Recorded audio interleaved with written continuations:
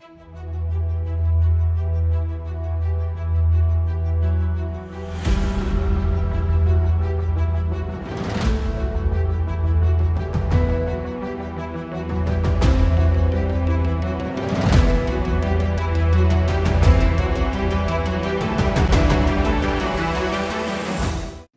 cuarto de guerra es un tiempo para meditar en la palabra de Dios y orar con la guía del Espíritu Santo, con la finalidad de conocer los propósitos y las estrategias de Dios y de desentrañar los propósitos y estrategias del enemigo.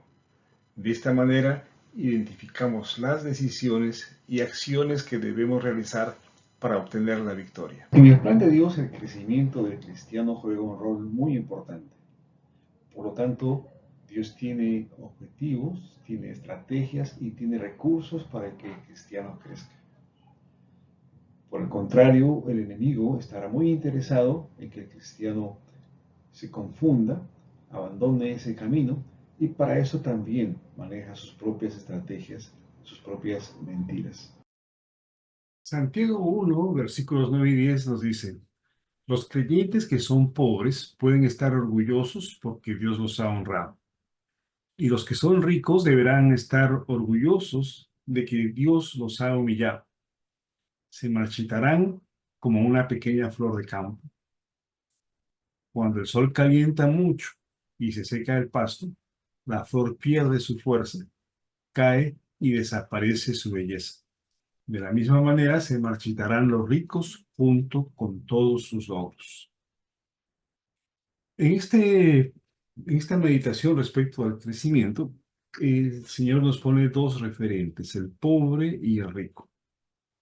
Debemos explicar que no solamente se está refiriendo a la pobreza o a la riqueza material, sino estamos hablando de un concepto mucho más amplio que implica también la forma como nos vemos a nosotros mismos. O sea, ahí hay tanto una condición cultural, social, como personal.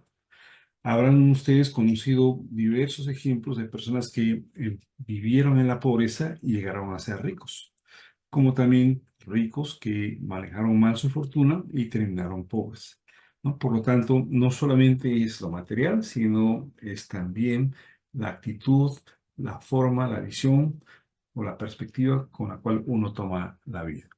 Dicho eso, entonces, cuando hablamos de pobres y ricos, lo que Dios quiere mostrarnos es cuál es el trato que Dios aplica a cada uno de ellos.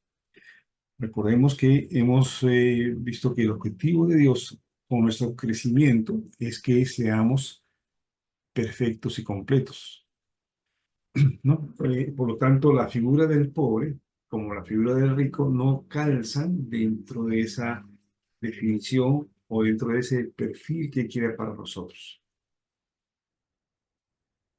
Si nuestro estado puede ser de pobreza o de riqueza, entonces entendamos cómo es que el Señor trata con esas dos condiciones. Y el pasaje es muy claro, ¿no? Al pobre, dice, Dios lo ha honrado. En cambio, al rico lo está humillando. Es como que aquel que se siente bajo, que se siente en el hoyo, Dios lo levanta para que empiece a adquirir una noción de lo que es ser un hijo de Dios. Igualmente, aquel que se siente capaz, autosuficiente, con los recursos necesarios para resolver sus problemas y se siente muy sobreestimado, el Señor lo va a humillar, lo va a bajar a su posición correcta. En ambos casos dice que tanto el pobre como el rico deberían estar orgullosos. Seguramente es más fácil el trato para el pobre cuando Dios lo honra o lo exalta, y es un poco más difícil el trato para el rico cuando Dios lo humilla. Pero en ambos casos debemos estar orgullosos porque se trata de un proceso que Dios aplica en nosotros para que nos ubiquemos en nuestra verdadera posición, para que nos despojemos de esa mentalidad de pobres y nos despojemos de esa mentalidad de ricos, porque ambas son visiones distorsionadas de nosotros mismos. Dicho eso, yo quisiera ahora hacer una especie de relación con las dos meditaciones anteriores de esta serie sobre el crecimiento. En el versículo 3 dice, siempre que se pone a prueba la fe, la constancia tiene una oportunidad para desarrollarse. La palabra clave en este versículo es la constancia. Cuando ésta se desarrolla, dice que alcanzamos a ser perfectos y completos. Si de alguna manera pudiéramos graficar la constancia, la haríamos como una línea así, una línea recta, horizontal, constante. Luego, en el versículo 6, nos dice que una persona que duda tiene la lealtad dividida y es tan inestable como una ola del mar que el viento arrastra y empuja de un lado a otro. En este versículo la palabra clave es inestable, ¿no? Y lo podríamos graficar como las ondas del mar, ¿no? Que suben y bajan, mostrando una inestabilidad. Entonces, acá tenemos los dos estados en los cuales puede encontrarse una persona. En esa constancia de la línea celeste de arriba o esa inestabilidad en ese sub y baja de la línea negra de abajo. Ahora bien, en el versículo 9, como acabamos de leer, nos habla de pobres y de ricos, ¿no? Entonces, nos está poniendo acá los dos referentes, o somos, o nos creemos pobres, o nos creemos ricos. No son los dos estados en los cuales podríamos estar. No se está refiriendo a que una persona sea siempre pobre o siempre rica, sino se está refiriendo a que uno puede oscilar entre una sensación de sentirse pobre o de sentirse rico. Hoy, por ejemplo, puedes haber llegado a casa apesumbrado porque cometiste un error grave en el trabajo y el jefe te ha amenazado con despedirte, ¿no? Además, tu cónyuge te ha pedido el divorcio, eh, te están hipotecando, embargando la casa porque no has podido pagar la hipoteca. En fin, ¿no? Momentos en los cuales uno se siente en el hoyo, en el piso, débil, insuficiente, empequeñecido para enfrentar los problemas que nos están tocando vivir. Esa puede ser un estado. Y mañana puede ser que devuelvas al trabajo y el jefe se dé cuenta que se había equivocado, que realmente tu trabajo es excelente, que te aumenta el sueldo y te asciende. Y además tu cónyuge se arrepiente y retira la demanda de divorcio, ¿no? Entonces tú te sientes arriba, de lo mejor, lo máximo, muy capaz de todo. Esas son dos situaciones que uno puede tener. Pero si analizamos bien nuestra vida, nuestro patrón, nos vamos a dar cuenta que pasamos diversos momentos. Momentos en los cuales nos encontramos abajo o arriba, abajo o arriba, abajo o arriba. Esa es la inestabilidad del versículo 6, que es la que hace o dificulta el proceso de formación del cristiano.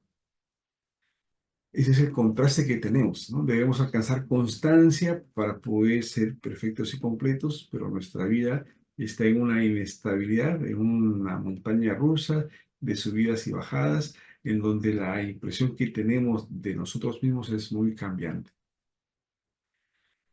En esas condiciones es muy difícil que Dios haga su trabajo. Pero sabemos que, por lo que acabamos de explicar ahora, que al pobre Dios lo exalta, lo levanta del hoyo, y al rico lo baja a tierra, ¿no? Lo humilla. Ese es el trato que tiene Dios. Y como nosotros estamos pasando por diversas facetas de pobreza o de riqueza, de sentirnos débiles o de sentirnos muy capaces, entonces el Señor va a ir aplicando continuamente a través de los problemas que nos toca enfrentar, y nos va a ir aplicando ese proceso de exaltarnos o de humillarnos, exaltarnos o de humillarnos, exaltarnos o de humillarnos. Entonces, si uno lo piensa bien, esta gráfica representa muy bien nuestra vida, nuestras oscilaciones, nuestros momentos buenos, nuestros momentos malos, pero también debe ayudarnos a entender el trato de Dios, entender o preguntarnos, este problema me está generando una prueba. ¿Y esta prueba por qué es? ¿Porque me estoy sintiendo pobre o porque me estoy sintiendo demasiado rico? Y según eso entenderé que lo que quiere Dios a través de esa prueba es exaltarme o quiere humillarme. Comprenderé mejor ese trato de Dios en mi vida para colaborar y hacer que poco a poco empecemos a estabilizar nuestra vida a lo largo de esta línea celeste de la constancia. Bien, entonces nosotros tenemos una vida inestable porque tenemos nuestra fidelidad dividida entre varias cosas, pero lo que el Señor nos va a llamar es a que desarrollemos una fidelidad solamente en Él a través de las pruebas de nuestra fe para lograr constancia, y es esa constancia la que nos permite el crecimiento hasta ser perfectos y completos.